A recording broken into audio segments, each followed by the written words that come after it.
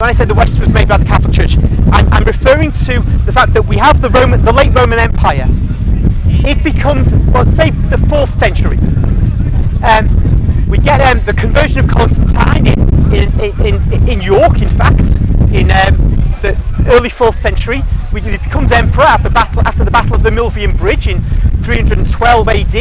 He declares that the end of persecution of Christianity throughout his domains. But the eastern part of the Roman Empire is ruled by Maxentius, who continues to persecute the Catholic Church. So there's freedom in the west, persecution in the east. But eventually Constantine does battle with Maxentius and defeats him. And so the entire Roman Empire, east and west, becomes a place of peace for the Catholic Church. Moving on to 390 or thereabouts, the emperor is Theodosius II, Theodosius the Great. He actually declares the Catholic faith as the official religion of the Roman Empire. Soon after that, of course, well, not soon, but within a few decades, the Western Empire falls. The last emperor sends the royal insignia to Byzantium. That's the end of the Western Roman Empire. But you get then what some call the Dark Ages, because after all, we're falling from Roman order, and we got Europe, which is basically full of these pagan tribes. Doesn't mean they're barbarians in the sense we don't understand, but they're not as sophisticated as the Roman Empire that once was.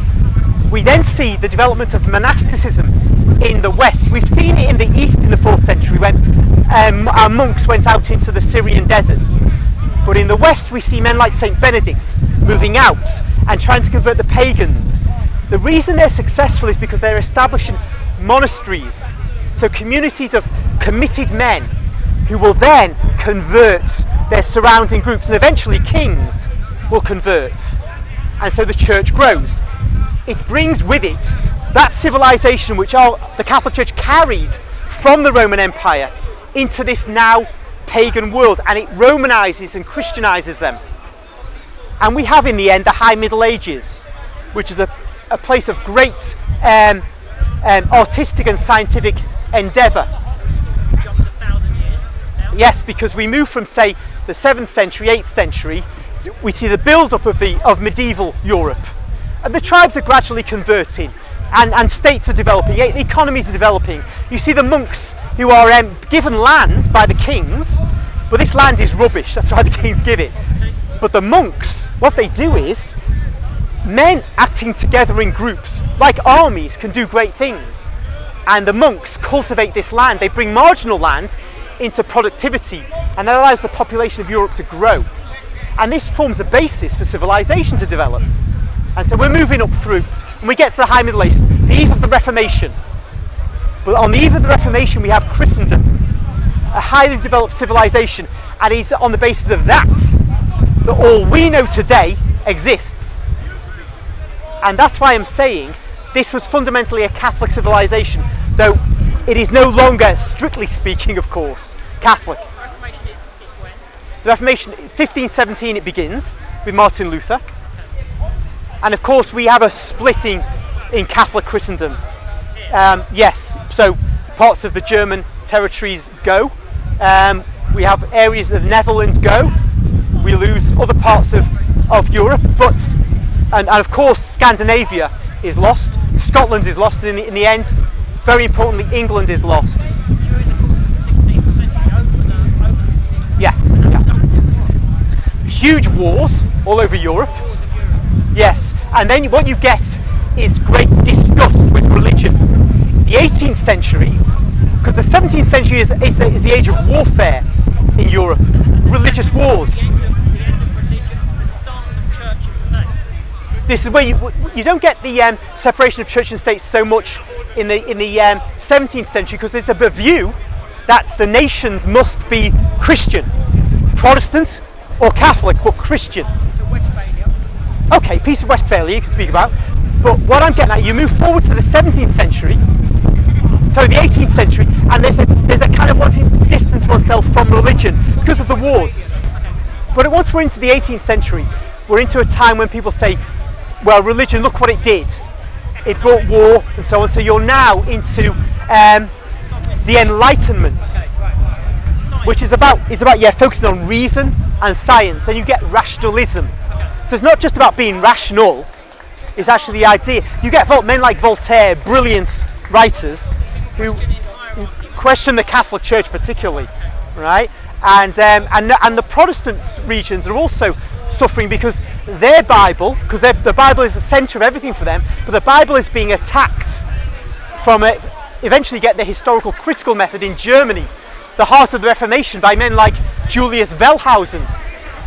And so in the 19th century we get a real retreat amongst the ruling classes from Christianity altogether, and we move to where we are today. Industrialisation could be separate. It accelerates things, but it is a separate development from industrialisation. Protestant work ethic is taking off in America. Well, actually, you get that's not so much about the Protestant work ethic, because you get of course that operating. Is that Max Weber who coined that phrase? No, Max Weber, a German sociologist, I think, who coined this term, the Protestant work ethic. I'm not sure how valid it is as a term, but of course it's true that the Protestants focused on work as a way, and reward from work as a sign of God's blessing upon you. In a way that the Catholic Church was a bit cagey about. We were ambivalent about profit. For Calvinists, they were much less ambivalent. So in a sense, God's blessing is profit, one might say.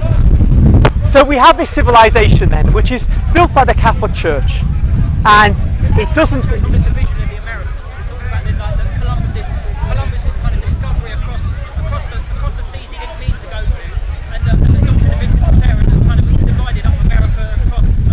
Yeah, I'm saying this Western civilization, so Europe, built by the Catholic Church, and then the Spanish and Portuguese obviously sailed to the Americas and colonized them, and then other Europeans went subsequently. That they carried European civilization, of course, and most of the Americas were Catholic when they were colonized. Then, of course, with the coming of the British, they Protestantized much of the territory. Well, in what is now the United States, of course, the Americans took Texas and, of course, Protestantized that. And you've got parts of Canada which are Protestantized, parts which are Catholic. But nonetheless, we must remember Protestantism is just a lukewarm, watered-down version of Catholicism, based on many things. But Anglicanism is the closest of the Protestant religions to Catholicism. It's only kind of slightly watered down. Lutheranism, Calvinism in its various forms, that's a very watered down version.